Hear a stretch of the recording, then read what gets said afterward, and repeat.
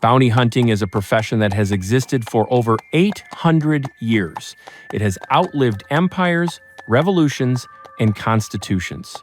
From the medieval forests of England to the neon-lit streets of modern America, bounty hunters have adapted, survived, and thrived. Today, we will trace the entire history of this profession, from its brutal roots to a modern, multi-billion-dollar industry. This is the story of how catching people became a legal business. Subscribe so you don't miss this historical odyssey. Let's begin. In 1066, following the Norman conquest, William the Conqueror faced the challenge of controlling a vast territory with limited resources. His solution was the caput lupinum system, or wolf's head. A person declared an outlaw lost all rights, and anyone could kill them without penalty, receiving a reward for it. This was a calculated economic system. The king saved on maintaining an army and prisons, while private citizens profited. The church added its own layer, establishing abjurers in the 13th century, individuals hired to capture those who violated sanctuary rights. These were the first professional bounty hunters working under contract. By the 16th century, the system evolved. Henry VIII created a network of thief-takers who worked for a percentage of the criminals' confiscated property, forming an organized network of informants and mercenaries. English colonists brought this system to America, but the New World altered the rules. The vast territories lacked sufficient sheriffs and jails. With the birth of the nation in 1776, the Constitution guaranteed rights, but only to free people. A new category emerged: slave catchers. Legally, they were retrieving property, and this precedent became crucial. In 1850, the Fugitive Slave Act legalized the commercial tracking of people.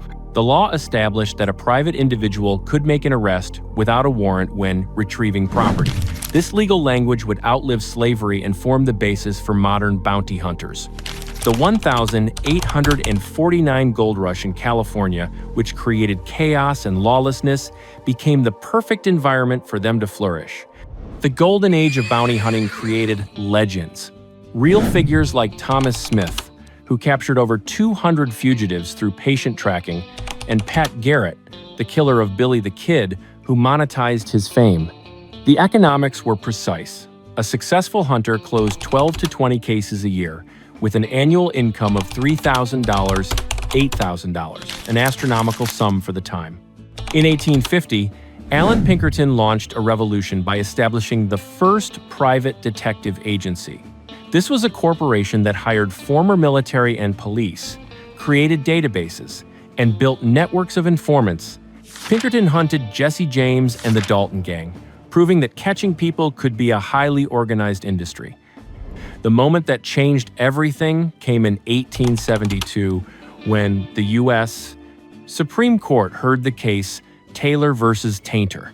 The court ruled that when a person signs a bail bond agreement, they transfer themselves to the custody of the surety. The exact wording stated they were like a servant in the power of his master. This was not an arrest. It was the retrieval of property. Consequently, a bounty hunter does not need a warrant, is not bound by the Fourth Amendment, can cross state lines, and can use force. The bounty hunter was granted more rights than a police officer. This decision, though controversial, gave the profession legal protection, and by the 1,880 seconds, thousands of licensed hunters were operating across America. The 20th century brought an identity crisis. With urbanization, the expansion of professional policing, and the creation of the FBI, the profession began to decline.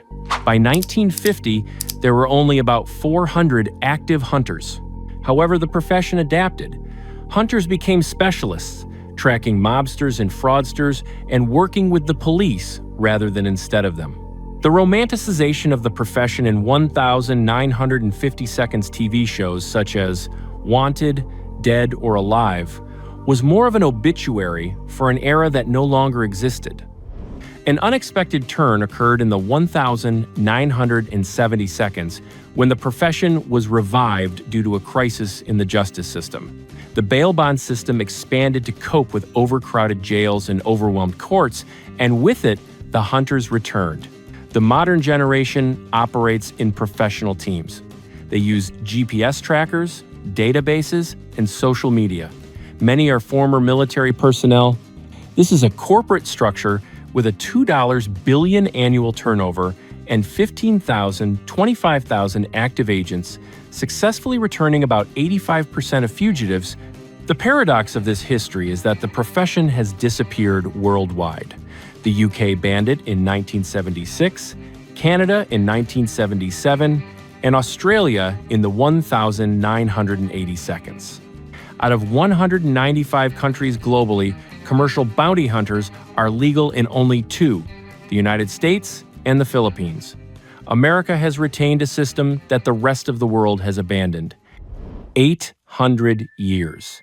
From medieval forests to the digital age, bounty hunters have survived everything.